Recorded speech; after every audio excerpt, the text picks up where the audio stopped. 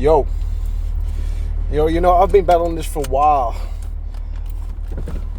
And when I mean by battling, it's the old self versus the new self, the old belief versus the new way of believing. So the old belief system versus the new way of believing. And what I've come to realize is that I've been saying for years that since pretty much COVID, I don't see a lot of common sense.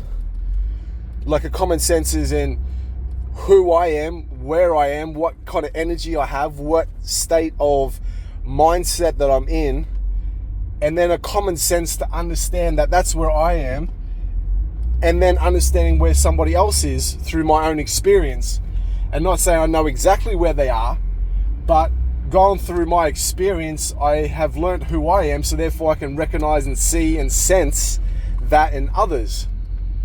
So therefore I know how to relate to other people without judgment, without criticizing, without victimization, without separation. So I can accept people for where they are.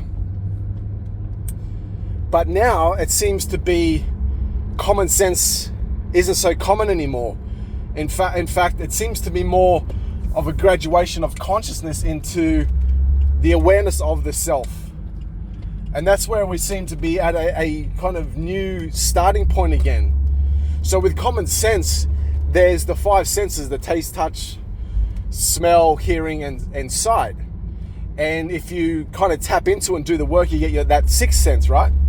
The reticular activated sense, the one that knows who's watching without you knowing who's watching, or someone's about to call you and all of a sudden they do call you, or you think to yourself, oh, I haven't seen so-and-so for a while. Next thing you know, you're driving through a suburb and you see them walking across the street, or they make a phone call or send you an Instagram or something like that, right? But now it seems to be a spiritual awareness about what energy I'm carrying, not just what emotion or what I'm feeling or what state of mind, but also to what energy I'm carrying. So therefore it's confusing for a lot of people and a lot of situations, because you see something which is, say, a smiling face. There's sounds or words that come from them which seems to sound good and reasonable. They look the part, they sound the part, they act the part, but they don't feel the part.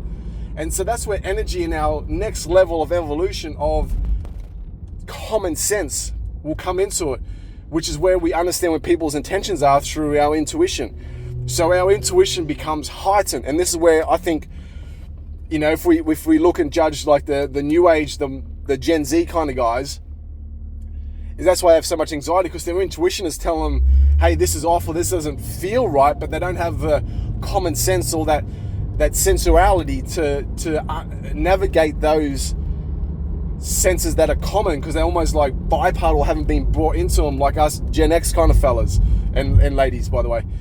So the generation, I should say.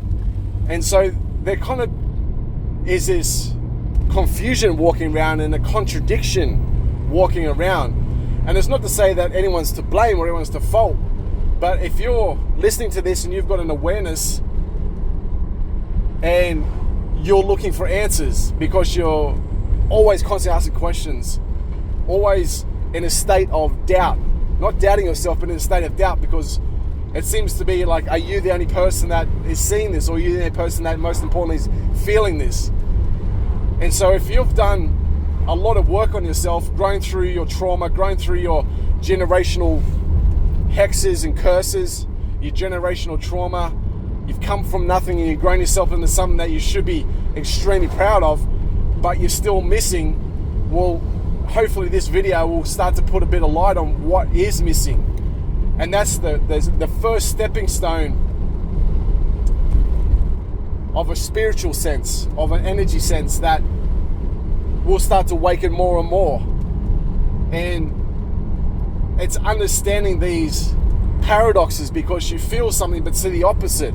You see something but you feel the opposite, and so therefore a lot of time you live in a state of confusion. So hopefully this video will make a bit more sense. And what I tend to do is I have a grounding practice that I go through every single day. There's no days off, and it's not even a work related days off. It's just something that I have to do to feel like I have some sort of serenity and some sort of place in this world now, where I feel like in touch with myself, where I'm not losing the plot. And so I have a grounding practice every day. Also too, I have an energy cleansing practice I have every day.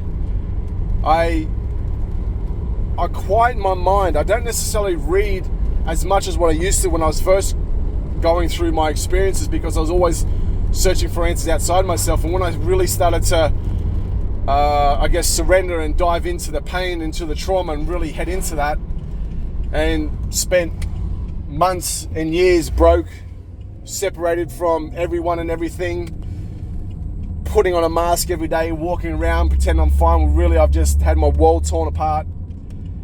And so in that, all I had was self-practices to keep me here, to keep me sane, to keep me whole. And so for females, it'd be different, which would be self-love and self-worth and self-esteem, self-care. What I see is for males, it's more self-respect. It's more self-understanding. I mean, both of these can go for both sexes, of course, but when you say to a man, hey, listen, it's all about self-love, well, it sounds, look at that in the mirror and say you love yourself, like I have for years and years, and it didn't quite sit with me, because I was like, oh, this doesn't quite feel right just for me. Have I done enough work? Have I need to do more work? Possibly, right?